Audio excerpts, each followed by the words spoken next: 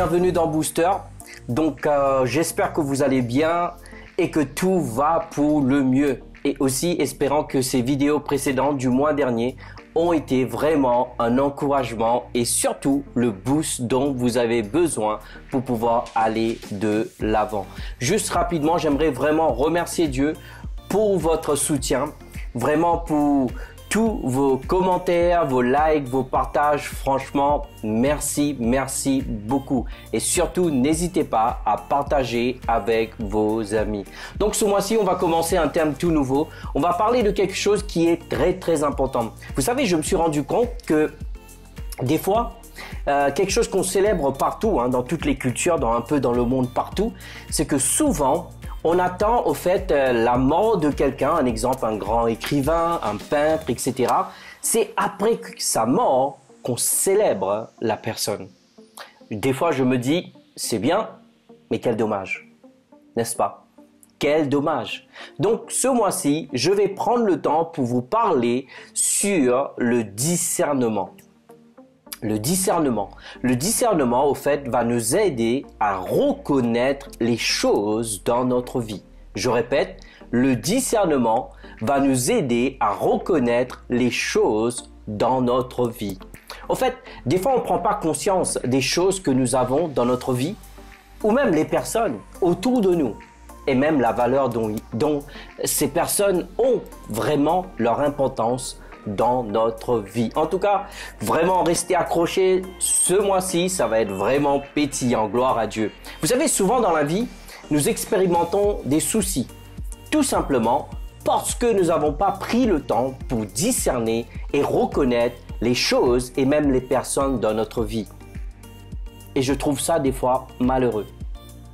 Du coup, des fois, cela cause des cassures, n'est-ce pas? Parce qu'on n'a pas reconnu ces personnes, la valeur de ces personnes, n'est-ce pas? Cela cause des blessures et même des traumatismes inutiles. Quel dommage. Comprenons que dans la vie, il y a plusieurs lois. Ne pas les discerner, ne pas les reconnaître, au fait, va nous pénaliser tôt ou tard. Je répète, dans la vie, il y a plusieurs lois, bien-aimés. Et malheureusement, si vous et moi ne reconnaissons pas ces lois-là, d'accord, et que nous ne participons pas pour que ces lois-là travaillent pour nous et non pas contre nous, alors tôt ou tard, vous et moi, nous allons être pénalisés. Être un chrétien, au fait, ne nous exonère pas de ces lois, encore moins les conséquences de celles-ci. Je vais le répéter, être un chrétien ne va pas nous exonérer de ces lois, encore moins, bien aimé, au fait, les conséquences de celles-ci. Une chose qu'il faut vraiment comprendre. La vie est régie par des lois. Répète-le avec moi, s'il te plaît. La vie est régie par des lois. Au fait, avant d'aller plus loin, permettez-moi de clarifier quelque chose de très important.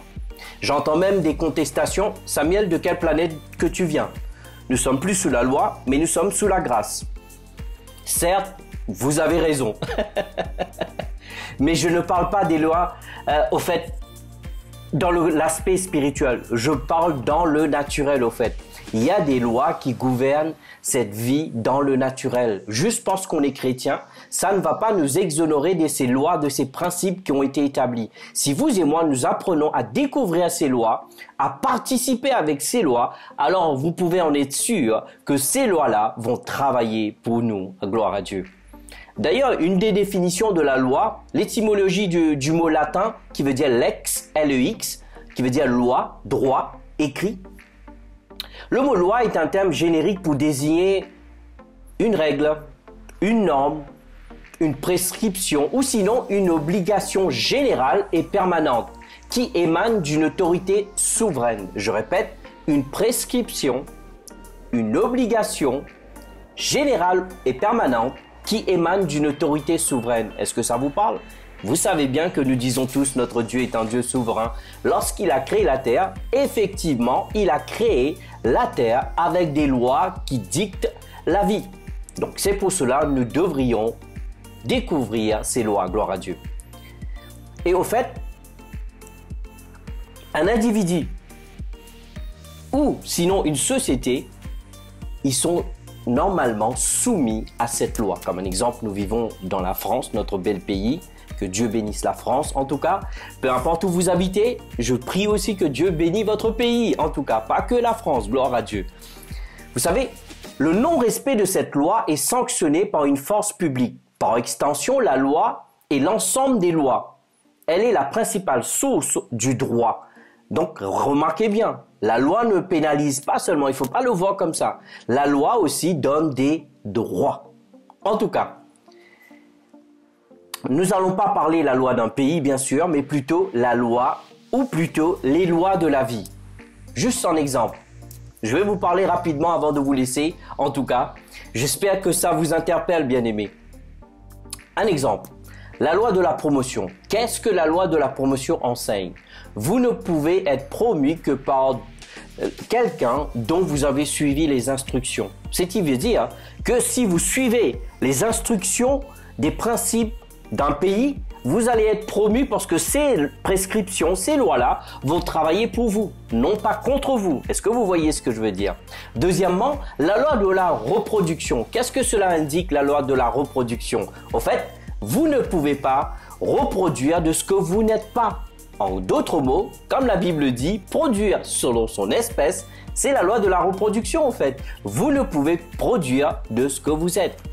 Et pour terminer, qu'en est-il de la loi de la semence? Qu'est-ce que la loi de la semence nous révèle? Rapidement, ce que vous avez entre vos mains créera tout ce que vous voulez dans votre avenir. Je répète, qu'est-ce que la loi de la semence nous enseigne? Au fait, la loi de la semence nous enseigne ce que vous avez entre vos mains créera tout ce que vous voulez dans votre avenir.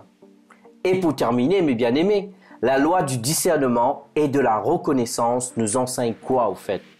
Au fait, tout ce dont vous avez besoin dans votre vie est déjà dans votre vie en attendant simplement votre reconnaissance.